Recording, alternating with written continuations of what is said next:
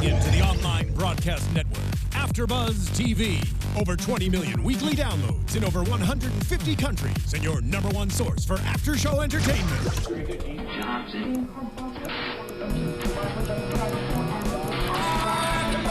AfterBuzz TV, the destination for TV superfans. Producing aftershows for over 300 of your favorite TV shows, interviewing celebrities and showrunners, and bringing you behind-the-scenes exclusives. All thanks to E! Entertainment's Maria Menounos, producer Kevin Undergaro, and internet leader Akamai. Now, let the buzz begin! Yes! I feel like I need a broom, and I gotta be sweeping this room as we start up this show today. Sweep. Hey everybody, my name's Kyle Maddock. I'm gonna be your host for this Game of Thrones after show today, and I am joined by my three lovely co-hosts today. Way across the table, I have the always lovely Autumn Chiklis. Hello everybody, welcome back. Yeah, the dashing Ryan Malaty. Everybody. I'm Ryan Malaty. Nice to see you. Nice, and the killer Kristen Snyder right next to me. Hey guys, what's up? Happy to be here as always. You bring that knife every time. I think you've earned the name Killer. Thank you. Good. I'll take it. Needle. So let's jump right into it, guys. Let's start with Arya, the person. Oh, we've got some Dornish red Some today. Dornish pink. Oh, some Dornish pink. Excuse me, not quite red. We're playing the drinking Game of Thrones. It's the drinking Game of my Thrones. All gosh. men must drink. All men must drink. Obviously non-alcoholic. Well, drinking. That starts us off pretty good today because we have a scene with Arya's training montage here where Jake and Hagar is giving people drinks and they're dying. And this is like part of this house of black and white thing that's going on. Yeah. It's like the fraternity of mysterious men. I thought the same thing, speaking of drinking. The first thing I actually thought was, wow, this is the worst hazing ever. Wow, what a terrible way to haze people. Just make them... I guess it's not too far off. Yeah, it's not too far off. Drink until you die, and then Drink until you die. drink some Yeah, I mean, I considered this a step in the process. I mean, she keeps asking what's next, what do we do after we wash them? I mean, I think this is what becomes of the people who want to be transformed into no one. I think maybe you have to die. It seems that way to me. Do you think that guy that asked for the drink or spoke to Jake, and I guess he didn't really ask for it, but he wanted it, do you think he was training to be a faceless man, too? I don't know. I mean, maybe he could have Seems just... like his training was over at that point. No, here's the thing. I don't know. I mean, we're walking into this scene in the middle of it. We can only guess what happened before. Maybe he was sick. Maybe Jock and Hagar is helping him. Or maybe he is transitioning to no one. We don't know. We're in the middle of a scene and we have no background. Yeah, absolutely. I mean, for me, my initial instinct was that's clear. My initial instinct is, obviously these are all kind of the trainees, and Arya, being who she is going to want to get into it right away, which of course she did, but she's being very impatient and needs to go through the steps, and it's so interesting that she's so short-sighted regarding this. It makes sense considering her feisty nature. Yep. But it seems obvious that this is a job. To become no one is to be very, very patient. in the eyes of the many-faced God, you must become no one. You must be Yes. exactly. So we were introduced to this the many-faced God, And there's he only says, there's only one God. godchild, and she knows the God is death. Yes. Right. Death is the one true God. Which is a for them. very similar parallel to her talk with Cyril Farrell back in season 1, where it was kind of like, not death. What do we say to death? Not today. Not today. Not today. Well, And- with that bringing that in, obviously, and we'll get to this later with Needle. But when I thought about that quote when she was going to toss Needle into the water, and then she didn't. So I was thinking of, what do you say to death? What do you say to death? Not today. And thinking about how she's probably gone, because I thought obviously you're going to have to die to become. Needle's I care more about Needle getting tossed away than I do half the characters at this point. I feel like Needle was like Wilson in Castaway. Oh, yes. Needle, no! I wrote no in all caps in my notes. But she didn't let Needle go, which Not yet. we were discussing Not while we were today. watching it. This is either going to be a wonderful thing for her down the road, and it's going to save her butt, or it's going to be her downfall. That she's going through this training where she has to strip herself, Renounce her possessions. just everything, and she has to become no one. She can't be Arya. Arya Stark anymore. She has to be no one. So she has to get rid of all these material possessions. But she keeps that sword. Maybe not on her person, but she keeps it hidden. She still has it. Yes. She has it somewhere. So no matter how far she goes in her training, she left that breadcrumb that could lead to some trouble down the road. Yeah, that's the thing. It could come back to save her, or come back to haunt her. It's going to be one of the two.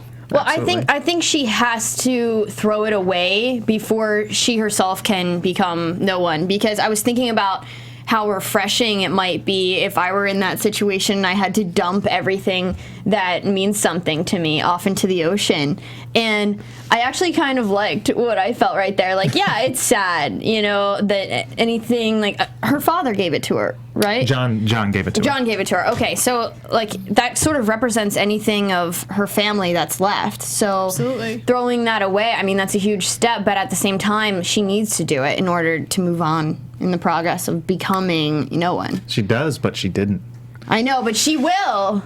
Maybe. She will. Maybe. Here's the difficult thing from her perspective, though. Obviously, not only is the sentimental value so great because it is pretty much the last relic she has of her family and her previous life, and he has that wonderful speech about how is it that nobody has been surrounded by Arya Stark's things, but it's also her one way of protection right now.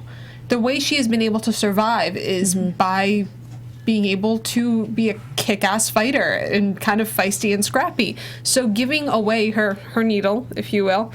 That's the one time I've seen her be afraid of anything. She's afraid to let go of her true past, which is, I mean, needle I don't think represents just a sword that she really likes. I mean, it's the one thing that her brother, Jon Snow, gave to her, and it's the one reminder of the past, and it's gotten her through all these challenges, and the love for her family is still in the back of her head. She's not ready to let go of it quite And it's yet. her protection as well. Like, there is an element of she's in a foreign place with nobody around, and the one thing that she knows can keep her safe, to relinquish that is very difficult. Now, I asked some of the people, and if you guys are watching, go ahead and join in the conversation. I asked, who is the many-faced god?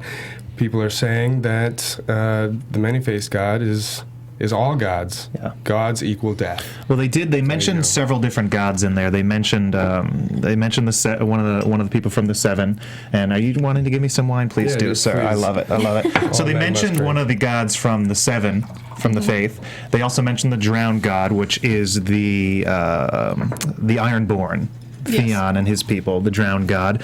And then she mentioned the weirwood tree, which is the people of the north. And so there are all these statues of different gods from around the realm in this one place, sort of this melding. And she's going through the initiation process. Should It be looks interesting. Yeah. like the inside of a tomb. Like, one of the first things I thought, other than the fraternity, is that it looked like the inside of a tomb with all of the with the stone and the fire for some reason. It's less the fire, but the feeling surrounding it. It almost looks like one of the tombs in ancient Egypt that you would, or at least that I saw a lot in my textbooks. I need to go there one day, but it absolutely looks like the inside of where you put dead people. Yeah. Or where you die. Nice. I don't know, but I think death is a great teacher. I mean, when anyone close to us Yes. dies or passes away, it often causes a time of reflection. Very and true.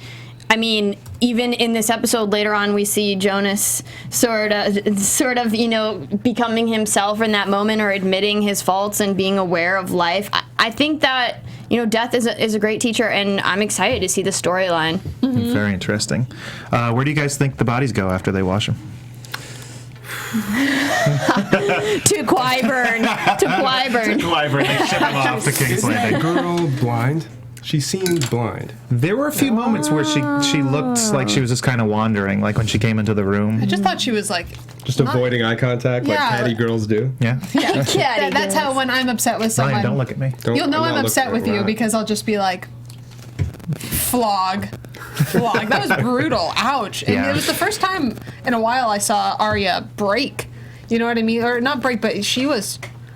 Like, there was something almost desperate in her in a way that normally she gets angry, but she was both angry and kind of freaked out by this woman. I think it's important, though, that she's getting hit and hurt like this. I think a lot of people need to be drowned in, like, a world of suffering in order to realize In order the to truth learn. of things. And that's what Pod said Wow. later on to Brienne. He said, if you didn't snap at me, I wouldn't learn anything. That's very True. true. what is it? Spare the rod, spoil the child.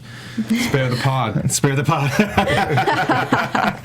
So yeah, we've got Arya and we've got her thing, and we're going to see where this all goes. But let's head over to King's Landing now, where there is a wedding. Yes. Dun, dun, dun. Ring the bells. Can I just say I'm glad that this wasn't like a huge deal, the wedding? Yeah. Like, we didn't get, like, the prep, and nobody really talked about it beforehand, and I was so happy about that. It wasn't a red wedding. It Yeah. wasn't a purple wedding. I think a big thing about that Regular was, old wedding. yeah, Joffrey's wedding was so big, and he died. So Yeah. let's keep this one small. Let's do this one. And Marjorie's third wedding? Let's skip to the sex. Yeah. Oh man, yes, Tommen must have been getting lessons from Pod or something. What do you I say? don't know. I want to do this all day, every Every day day. for the rest of my life. He speaks for all of us. Speaks for all Amen, men sir. and women. Cheers! to consummating. This really creeped me out because in the books, Tommen is still this goofy little kid who plays with his kittens and everything. He and totally still is, though. wasn't ready for that. What did Yeah, I say when we well- were watching? I said something like, "Oh my God, he's so silly," because he like even when he was married, he's just sitting up there with his goofy grin, like, "I just got married." I'm Tommen. So much has been thrust upon him in such a short amount of time. And now he is thrusting upon her. Here we go. Touche. But Marjorie is throwing a lot of words at him, like, sugar-coated. And like, what she... She's the master manipulator She here. is. She's fantastic at it. I mean, she knows she has Tommen wrapped around her finger, and she is just working it. She's wrapped around his. Yeah. And, Not touching that. well, now, I mean, there's created this, like, Cersei Marjorie versus, you know, The each cat other. fight of the kingdoms. That was an awesome scene. I Yeah. loved that. It was just so vicious. It was so cordial and so catty at the same It time. was so polite, but you knew they were just digging into each other with every line. You can kind of see Cersei losing her power a bit. She used to be in control of all these arguments back in the first season with Littlefinger and before with Marjorie and all this, and now she sort of realized she couldn't get those jabs in this one. It was very. She went there. I think she thought she was going to get the upper hand, and then she didn't, and it's a realization coming. Right, she doesn't yeah. have a lot of ammunition left. I mean, her son's king, but her father is dead. Yep. You know, her brother's gone. Oh, we She got missed, nothing. We kind of glazed over what starts the cat fight, and it's Cersei when he's talking about Casterly Rock, basically going, "Oh, wouldn't you be happy? I want you to be happy. Why don't you go back?" Marjorie's yeah. planting the seed to turn Tommen against his mother Obviously, on her side. by pulling of all things, the mom's gonna be overprotective of your card. Mom's gonna be around, and Yeah. don't you want to have a lot of sex? Basically. Why would you want Mom around? Why for would you all want- that? We can't do that with Mom around, although Marjorie brings it up when Queen Immediately. Mom is there, which is a little Exhausted. Right? awkward. A little awkward. It's just disrespectful, and she's calling attention to the fact that she can now be disrespectful to Cersei. Oh, she takes so many jabs between the drinking comment. Like, it's a little early for us, but Sorry, we don't have wine for you. between that and the age, like, oh, what? I don't know if you guys considered this a jab, but the Queen, Mother Queen kind of comment Yeah. was very much Grandmother Queen. Grandmother The Dowager Grandmother Queen. Yeah, it's almost it's a reminder of you no longer, I'm the Queen now. You are another title. Yeah. They're more hostile than I think this is one of the more hostile wars that we've seen. It's good. Tommen is a puppet, and both these ladies have their hand up his ass. Yeah, right but now. yanking the string. I'm liking Tom, and I kind of want to see him be king now. I feel like him and Marjorie would make a good duo. Yeah, I mean, if it's him that's ruling, I mean, right now it's either going to be He's it's not Marjorie. ruling though. Cersei's Yeah. sitting on the council in his place. Yeah. She's trying to hold on to as much power as possible, and he's just not ready to be king. You know, he is a puppet. So Yep. But then we move on to the High Septon and his little role-playing game here in King's Landing. Whoa. He's not quite a pure man, that High Septon there. That's kind of hot. I don't know. Well, I mean, I wasn't going to say anything, The but maiden, always the maiden. yeah, but we get this, the Sparrows barge in, and they make him do this walk of shame, which is sort of their punishment for sinners of the church, I suppose. Yeah, what a bummer. That was a really kind of, that sucks. Yeah. Yeah, I to have wanted to to walk play through. out a little more. By the way, kind of though, I was kind of expecting it to. I'm happy that it didn't get gratuitous, actually, and Yeah. then they got kind of to the point. Yeah. Which is, I just love the turnaround between the High Sparrow and Cersei, and we'll obviously get to that in a minute. But when she goes to talk to him, I knew kind of immediately though, like she's not, from her vibe, she's not arresting him. She's not for. Yeah, she's not interested in religion. She's interested in power. And as she said, faith and the crown are the two pillars that hold up the world. And right now, the High Septon's causing all this discord within the Red Keep and within the kingdom. So Yeah. get rid of him. Let's talk to this High Sparrow and see if we can't get him on my side, get him in my pocket. And I think when she goes to talk to him, I think she sees him as this weaker individual, whereas the High Septon is sort of kind of got used to his power and he's doing his own thing sort of now, and she sees the High Sparrow as this weak, shoeless guy that she can most likely control down the line, and I think that's why she backs him. Well, what was so interesting to me, and I was kind of hesitating to say this before because I didn't know how much we wanted to cover of the High Septon himself. Bring it on. But the High Sparrow, I mean, he was basically Gandhi when he's talking about, like, giving his shoes away, and this is what they all do.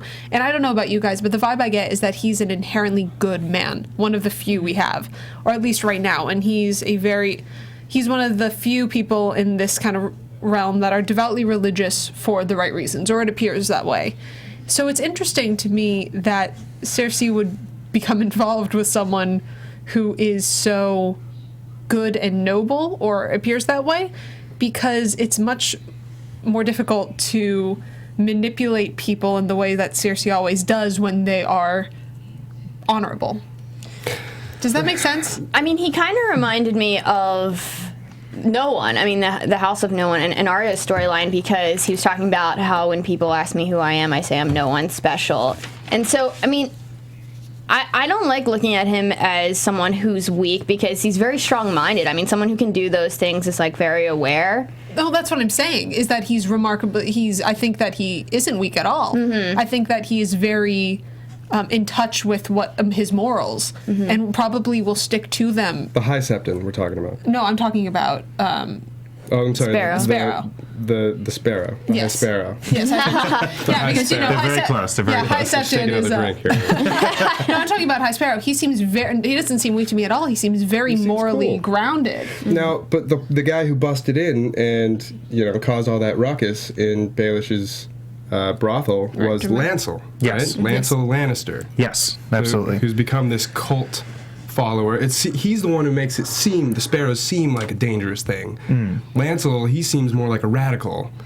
Yeah. And he almost seemed like the leader. And then we're brought to the High Sparrow, who seems like a pretty just I mean, man. all they did was make this guy walk naked, which I think is a great punishment. I mean, it's not like I don't... I mean, they also beat him. That's how it starts. Yeah. Yeah, you never know. I mean, I don't think that they're vicious people. I think we can all agree that we enjoyed the nudity. My only point was with Cersei, he seems like, as the head of it, a very morally founded man. And how is Cersei going to be able to manipulate someone who is so grounded in their principles and their faith? With morals. Yes. Yeah. With temptation. You manipulate people with what they have. I mean, it's the scary thing, because the High Septon is very the word of the seven is law, pretty much, to him, and he's got Lancel in his side, and Lancel knows a few things, which is kind of scary. I mean, he's got him on his side, so we never know. But leaving that, let's go to guy who has no morals whatsoever, Qyburn, down in his dungeon. Let's do it. Qyburn, a.k.a. Frankenstein. Yes, Gregor Stein. What do you think's under those sheets? We were thinking man-bear pig? They're big. It's some body parts from Gregor Clegane. And a dwarf. And Yeah, and some other maybe stuff. a dwarf head, and I'm so excited to lift Yeah. that sheet up. That's going to be wicked crazy. ooh. That's not the first time I've heard that. That's going to be wicked crazy. Imagination lies under the sheets. Awesome. Well, we will find out soon, hopefully, what is under there, because that's going to be awesome. Yes. And Cersei sends a letter off to Peter Baelish, Yes. which we will get to in a little bit. But let's head north. Let's go up to sort of Winterfell in the north area, and Ramsay Snow is going to have a new bride. Oh, yes, indeed. Poor Yes. Sansa. She's thrown around like a rag doll, isn't she? She's just married to one sadist after another, isn't she? I mean, I'm not really mad about this storyline. I want to see her get her vengeance, and she has to be doing something. I can't imagine her doing anything else right now in the story. So if she's going to marry someone and get vengeance for her family, I'd like to see it happen. Well, would you rather see her with a Bolton or a Baelish?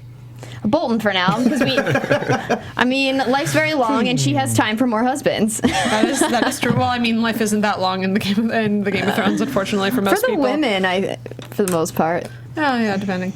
But she's finally entered the game, and there was that wonderful moment when she's talking to Lord Bolton where she's looking at him, and she's basically, you can tell that she is just seething because she's looking at the man who killed her brother, and then... I don't know. I think she was playing out pretty well. I mean, she was really nice. She's getting better at not trusting people. Mm-hmm. I mean, like when Brienne came to find her, and finally, Brienne, you found her. Take her back, take her home, or wherever you're going to take her. And as much as you wanted to see her trust Brienne of Tarth, because she is a trustworthy person, I was actually proud of Sansa for not trusting her. Yeah. It's the first smart, you can tell that she's learning. You can't trust anybody. I like what you said, Autumn, that now she's finally playing the game. She's finally playing. Oh, she absolutely is. And I agree with you, where as an audience, from a dramatic standpoint, we have the dramatic irony of knowing that she hates Lord Bolton. And we know that she should trust Brienne. But as a character, as growth is concerned, I think it's a tremendous step forward that...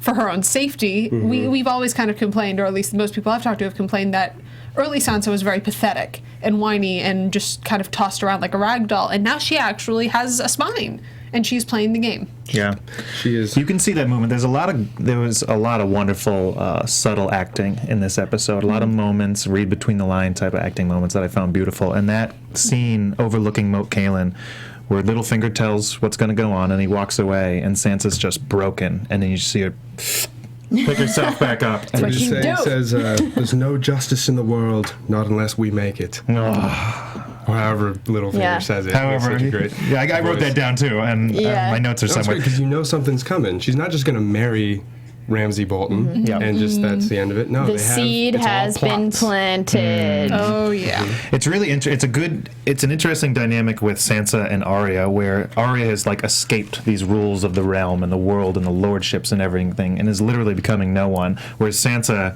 has a complete opposite and has regained her name, and she's marrying and doing the court and working it that way, and how these two sisters' lives are complete opposites now. I'm not going to say complete opposite. I think that, she's keeping her name, but she's an Arya underneath all that. I mean, she's beginning that path that Arya has begun already. She is now going to start this murderous revenge story, and I think that's what Arya is doing as well. So I don't consider them to be in total opposite positions mentally. How interesting is it that Ramsay, of all people, I guess it kind of makes sense, but he promises he won't hurt her. And no, I almost believed him for a second. Yeah, exactly. I was like, oh, he seems so innocent. on that note, there's some funny comments. Keanu says Bolton will go 50 Shades of Grey all over Sansa. Oh my gosh!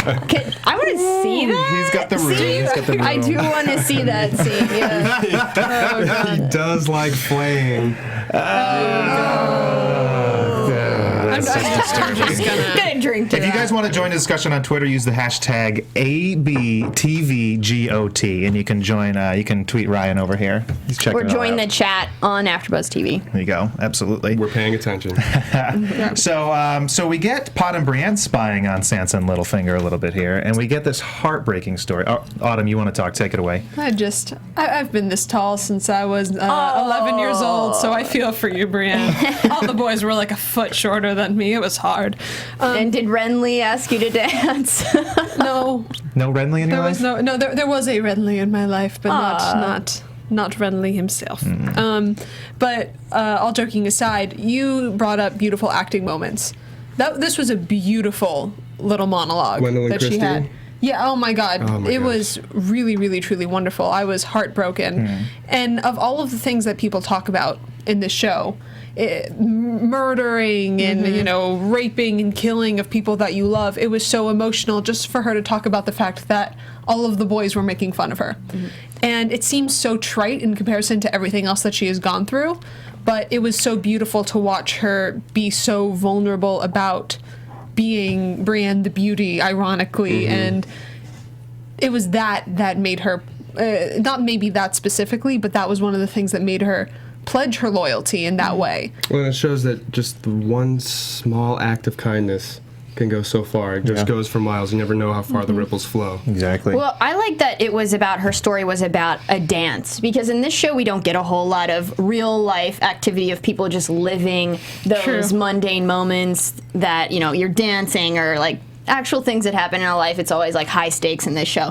So it was nice that we were sort of getting this story about something as simple as a dance, which actually, you know, changed her life. Yeah. And now she's on this mission to kill Stannis, and I just feel like all the women have a name in their mind of the guys that they want to kill, and it's great. It was a beautiful moment, and not only to kill Stannis, but she's on a mission to train Pod too. Now we get that final connection. It was so cute. It was just such a...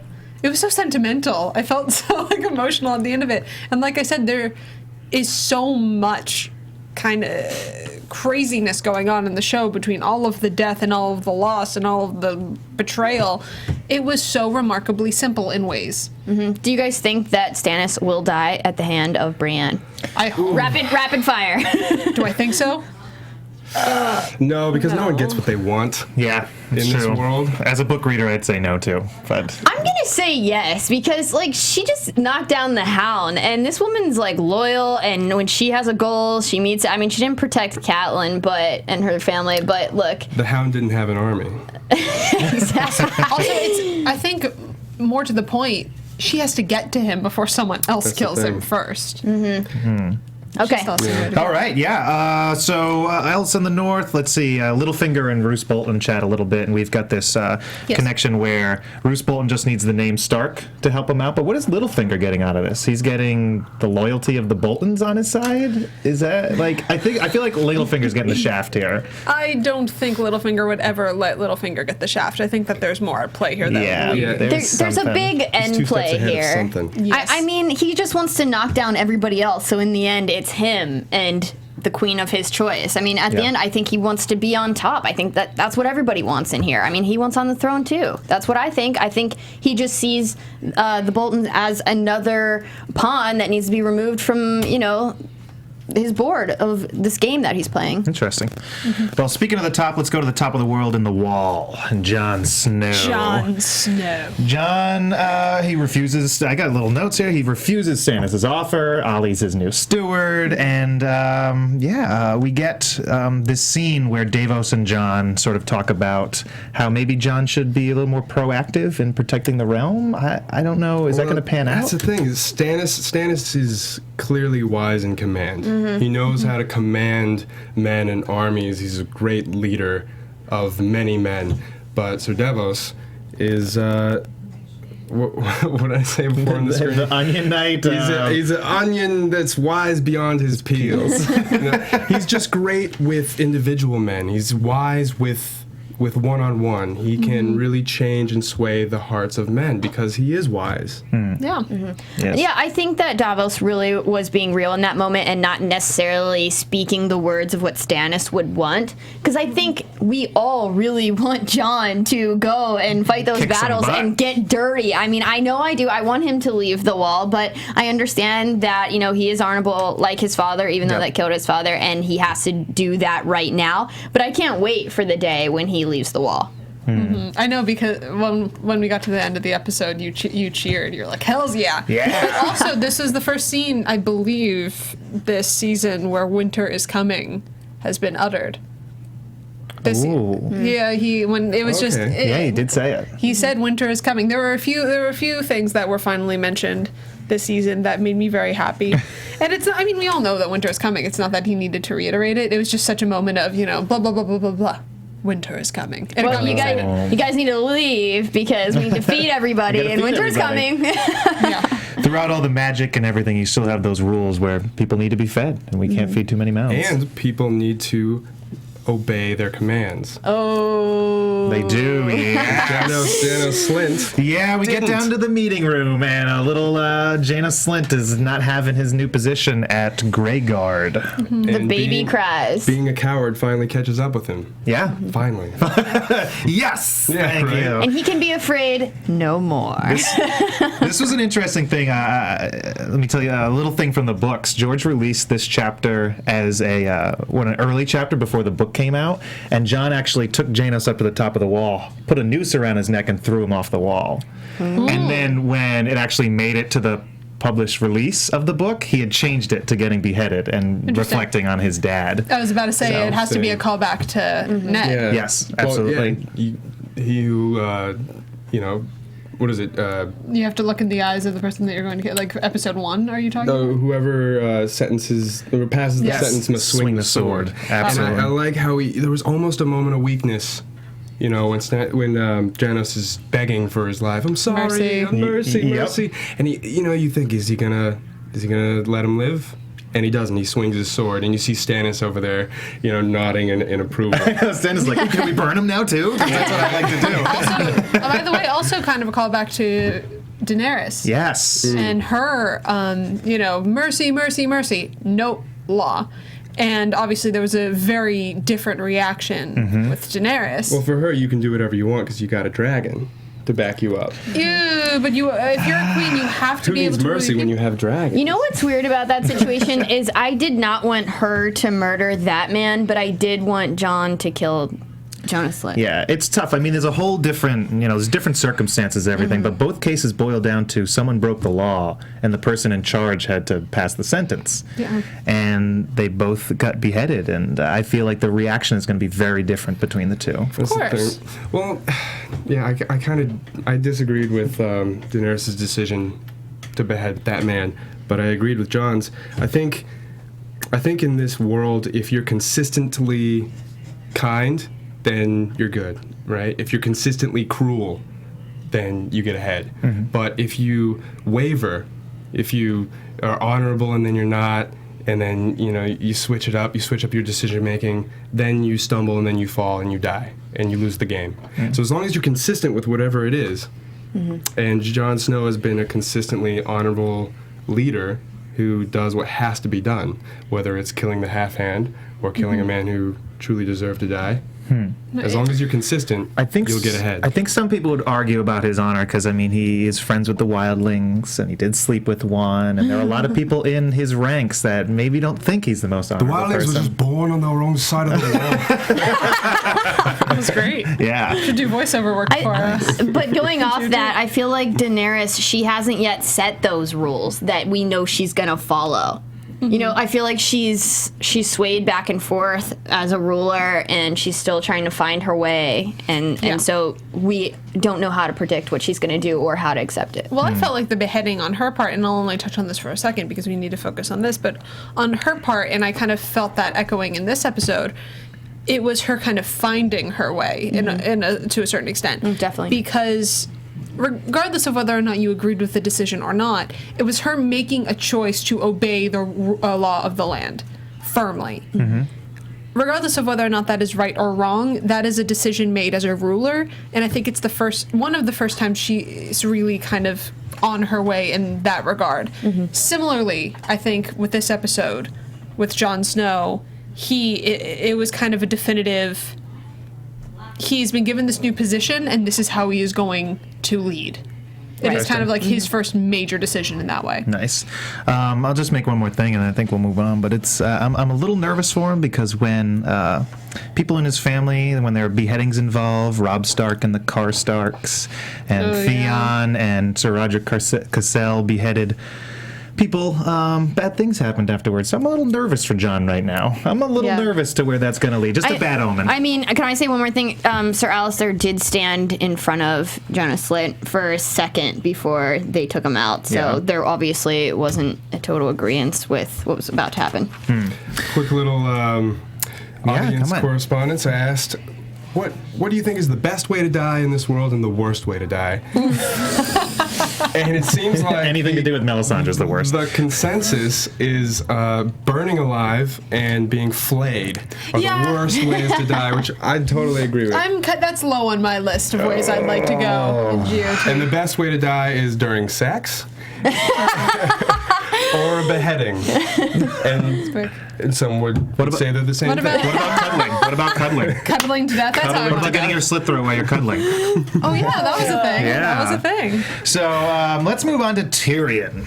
Dun, dun, dun. I didn't think we were going to get on this episode, but here we are. Tyrion and Varys in the nicest wagon ever. I love their dynamic. I'm going to lose my mind. They're great together, but they get out and they're in Volantis, and they see another red priest out there who was a former slave, and that was a pretty interesting dynamic. She saw him. She And sort it of seemed like sensed she it. recognized him. Yeah. There was something going on there. Something. Well, I mean, if you've been to Westeros and you know the lords, then you would know Tyrion's face, whether he has a beard and a shawl or not.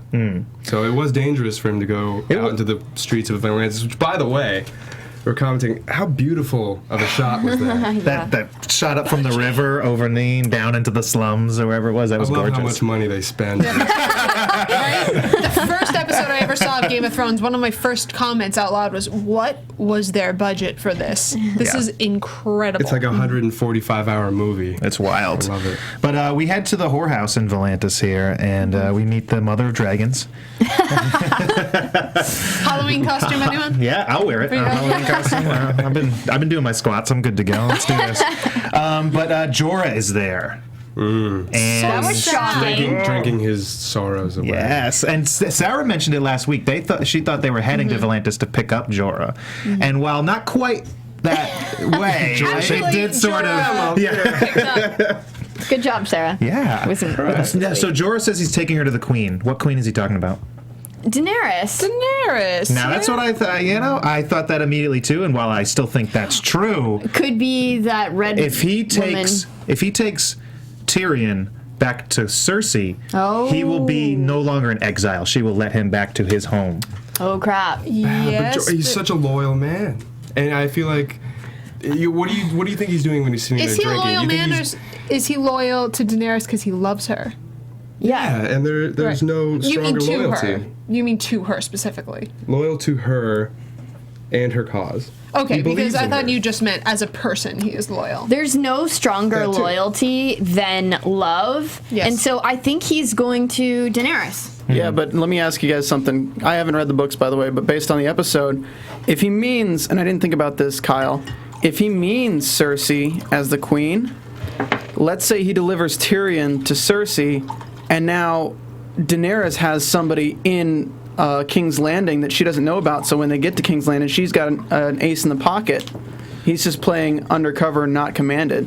You think he's still he's a spy of Daenerys now? I think he's trying to make himself useful to Daenerys in any way, and even if she doesn't want him, if he's there, she will probably use him again. That's probably his logic. Oh, that's. That's a very good insight, Steven. Get out here. What you doing? Have some. Come join Have us in some our Danish lunch. pink with us. That's very interesting. I haven't seen a scene in the show that would lead me to think that she has forgiven him. But I think you're saying like when she gets there and sees him, maybe she could use him, and I possibly It's we his don't know. hope. I was It's about not to say- her, it's his hope. It's his hope. Yeah, regardless of whether or not that's true, I think you bring up an excellent point where his logic might be this is a way I can get back into her good graces, or if not her good graces, at least make myself useful to her. Well, no, Eric Reed makes a good point. Jorah only knows one queen. And that's Daenerys. He would only refer to the queen. That's a great point. That's very true. That's a good Agreed. point. But for a second, did you guys feel like he may push him? Yeah. Oh, I was so for a second when he had the rope, I'm like, is he making a noose? I swear to God, if he dies in this episode, I'm going to be mourning for 3 months. I was like, Jorah, who are you? Okay, this makes sense. Now you're How helping. ironic would that be if him and his father both died while using the restroom? I thought he was gonna, for a split second, I thought he was gonna put the noose over his neck and then push him, and I just felt all of the anguish just boiling up in me. The minute he dies, I will change my outfit into all black. It'll be the worst day of my life, or at least in the Game of Thrones world. It'd be terrible. No, he's still gonna go make more women. There we go. I really like that quote. Who needs wealth when you can make a woman laugh? Oh, I wrote that one down. I wrote that one down. That's going in my book. That's my personal use.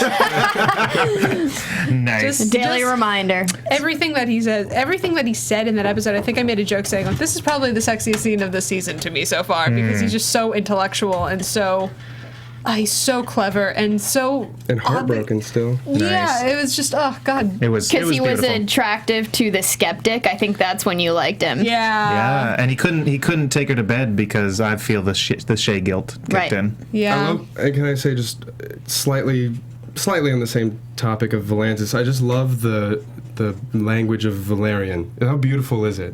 Just a quick side note, I just want to say that the linguist David Peterson created the language for the show, and if you want to learn some Valerian, go check out makinggameofthrones.com. Do you know any Absolutely. Valerian?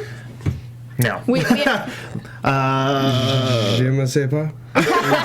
pretty sure that's French. So we only have 5 minutes left in the show. So let's kick into predictions, guys. Let's do Let's this. Let's go. roll it. Where's that And- prediction stuff? And we're going to go ahead and... yeah. And now, your AfterBuzz TV predictions. Well, it looks like we have Sons of the Harpy War next episode. We saw a lot of that. We saw a lot of Sons of the Harpy. Yeah, the battle going on in Marine for all that and everything. But Dorne! I saw Dorne! Let's go with Dorne! And the Sand Snakes. Oh, I can't wait to see that. Whoa, they're going to be so good. What do you guys think's going on down there? It looked like from the preview that Arya was sort of getting a group together. Yeah, and To she me. said you can either, basically, it's my way or the highway, or not the highway, but it's either peace or war, and if you're with me, it's war. So, or do nothing, it's war. What exactly was it that she said? I don't want to get it wrong, but all I know, that what I remember distinctly is she said, if you're with me, you're for war. And I feel like that's going to get some supporters at this moment in time. I think there's a lot of people in Dorne who want to see some action. Oh, yeah, absolutely. I mean, it was said the last time we were in Dorne, and she says people are angry. People want to see a war. But the way is not to torture little girls. So, I'm not saying I'm agreeing with it. no, I mean, instead of torturing a little girl, let's go kill full-grown men to get some vengeance. Much better. Perfect. I don't know what's going to happen don't? with Ilaria versus Cersei, but I'm just excited that we have so many women in this episode identifying who they're going after. Yes. And now that just makes us all excited because we're going to be along the ride for each of those like revenge sprees. Yeah. Bring on the blood. It's exciting to see strong women not playing victims on TV. Absolutely. It's pretty exciting. There's a lot of that in GOT. Yeah, absolutely. R's a feminist. Anything else, guys? Well, I'm just looking forward to Jaime Lannister and Sir Bronn. Sir Bronn of the Sir Bronn of the Blackwater. I'm really looking forward to their little adventure. I feel like Very Bronn's cool. going to Awesome. die. Well, there we go. Yeah, And that's the that's my prediction. prediction. So thank you guys so much for watching this episode recap of High Sparrow. If you're listening to us on iTunes, make sure to subscribe and rate. If you're watching us on YouTube, make sure to subscribe and keep on watching, guys. Thank you so much. My name's Kyle Maddock. You can find me at Mad Canard pretty much anywhere online. I'm Kristen Elizabeth Snyder, and you can follow me at Cinematic Escape. I'm Ryan Malaty. You can find me at Ryan Malaty. Bella Harris. So you do. I am Autumn Chiklis, and you can find me at Autumn Chiklis on Twitter and Instagram. In all the realms. In all of the realms, you can find me. Cheers, guys. Hey. Velo do Harris. From executive producers Maria Menounos, Kevin Undergaro, Phil Svitek, and the entire AfterBuzz TV staff, we would like to thank you for listening to the AfterBuzz TV network. To watch or listen to other after shows and post comments or questions, be sure to visit AfterBuzzTV.com. I'm Sir Richard Wentworth, and this has been a presentation of AfterBuzz TV. The views expressed herein are those of the hosts only and do not necessarily reflect the views of AfterBuzz TV or its owners or principals.